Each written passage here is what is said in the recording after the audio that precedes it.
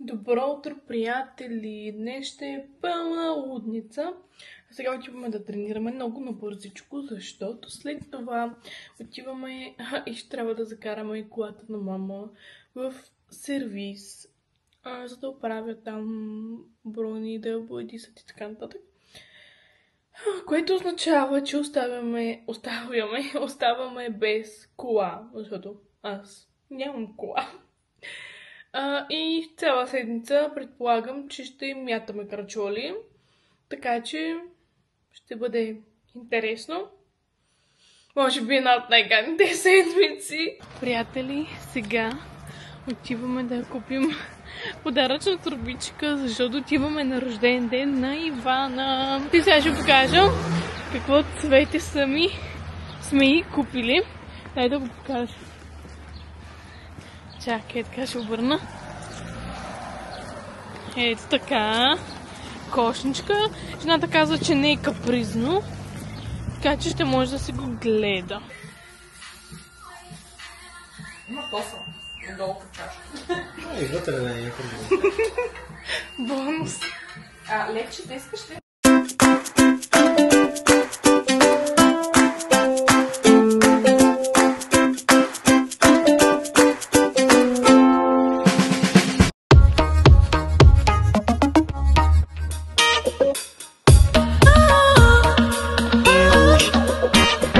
Здравейте, приятели! Включвам се малко по-късно, защото бях на университет, трябваше да правя един тест и общо отидох за много кратко време.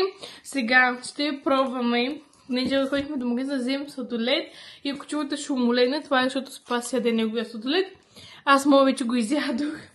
Така, сега ще покажа един шоколад, който видях в TikTok и се чудех откъде мога да си го купя, но случайно го видях в магазина.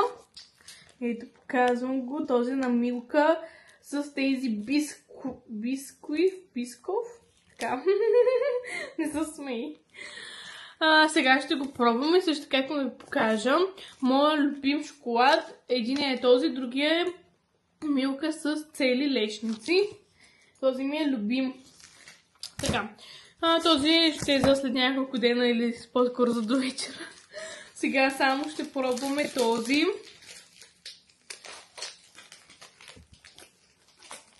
Ето така изглежда отвътре. Нищо специално. Така.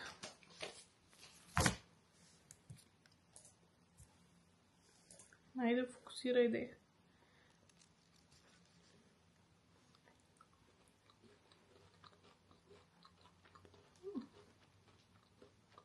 Опитай.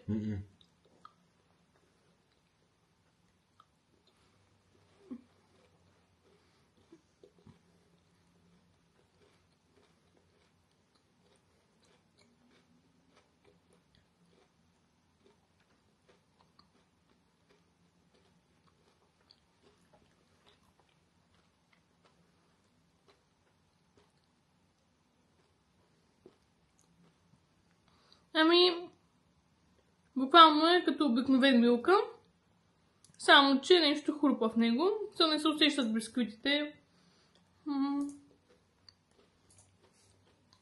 Буквално като обикновен Милка си. Гледайте, че съм цялата в шоколад.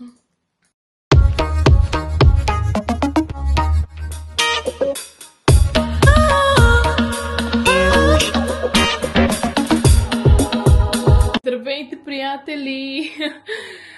Сега се прибрахме от фитнес. Не съм снимала сутринта, защото, както знаете, нямаме кола и ходим навсякъде с таксита.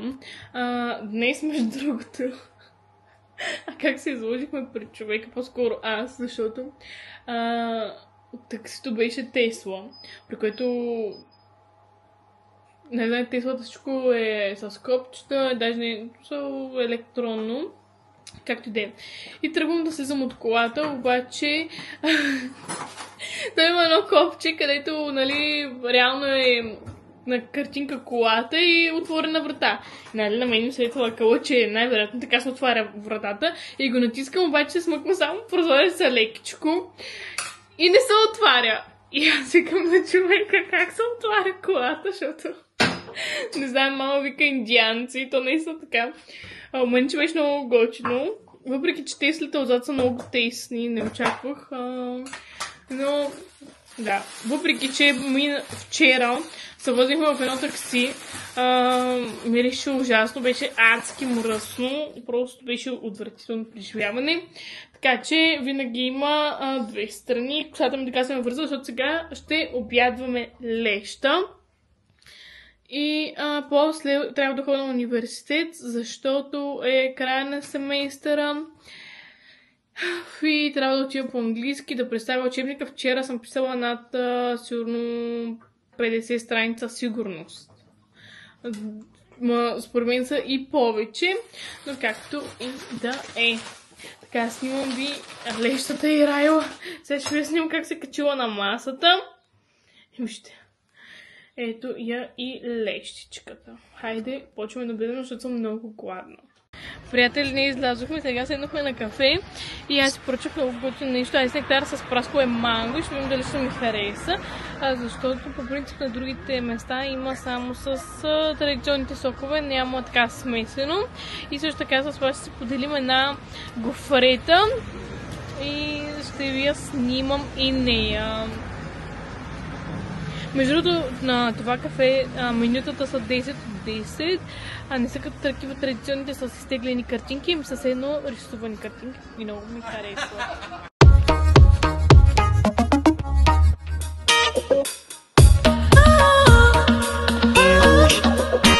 Приятели, вече е много по-късно. Тъкмо излязохме. Преди това ходих с мама до мола и общото нищо интересно не се случи, затова не съм снимала. После се прибирах пеша, така че затова не съм снимала, защото беше адска жега. И просто се бях много изморила. И чак сега излизаме, че са 7 и решихме да вечеряме навън и ще хапнем манджи-пианджи. Така не е много добър. Не е много добър избор за вечеря, но няма проблем. Набързо хапаме и отиваме долу на алеята, защото се разбрахме с едни приятели да пием кафе. По-скоро се видим да седим на алеята, не че толкова ще пием кафе, както знаете аз не пия кафе, чакайте, че много мразя гердана ми да е така. Така, сега ще ви покажа сами, ще има адски много хора, така че най-вероятно ще се забавят малко. Аз ще кача, защото съм без грим, не че ми пречи, просто ми дразни много на очите. И общо взето косата ми вижте, между другото я кадрих с колана от халат и кадриците седат. Вчера не съм я кадрила, реално само един ден я кадрих и кадриците седат. С растителената ролка не седят толкова много и трябва всеки ден да я кадрите. Но имайте предвид, че колана от халата от поне на моята коса много цъфти. И аз заради това всъщност изпрях да го ползвам. Но просто я реших, нали, за един път то няма какво толкова да стане. И така, ще покажа, между другото, преди сме яли също манджи-пианджи. Уникални, наистина много са добри. Аз взех с рибатон. Спаси за титан. Като цяло са скъпички.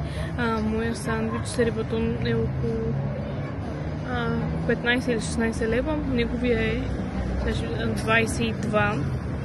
И нали това за сандвич е ножко, но наистина са много, много добри. Нали все пак не са за всеки ден. Добре, ще ви ги снимам направо като дойдат. Приятели, ето така изглежда моя. И ето така изглежда на Спас. Много яко изглежда. Чакай така и двата да ги снимам.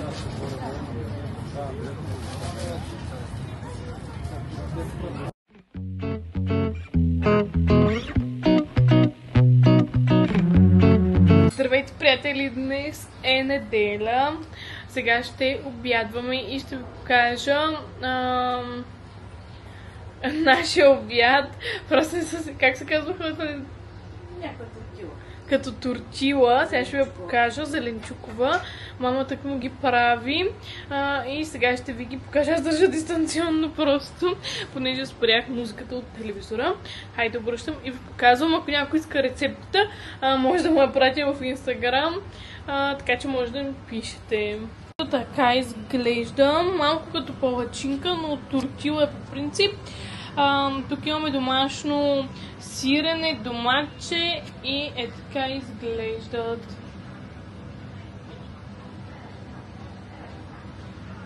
Ето още едната, ето така изглежда.